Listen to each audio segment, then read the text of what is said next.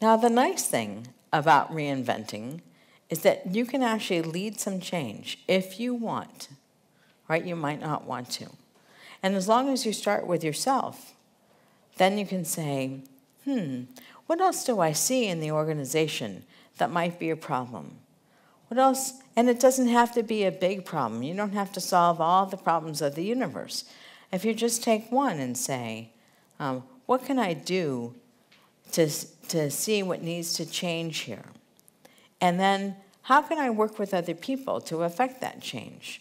Do I need to somehow bring them into my way of thinking? Do I need to explain to them what I learned? Do I want to do an experiment? What do I want to do to make sure that I can collaborate with other people?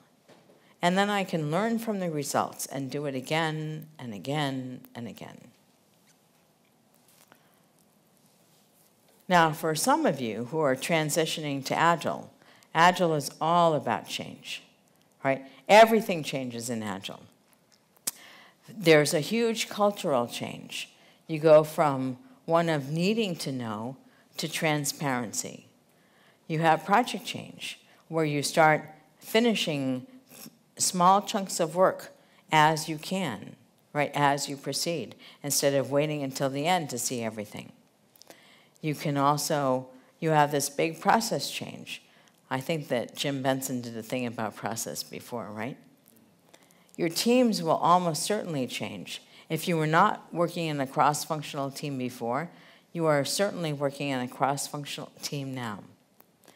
And each person then can become a leader in this self-organizing team, right? Because there's no one person who's just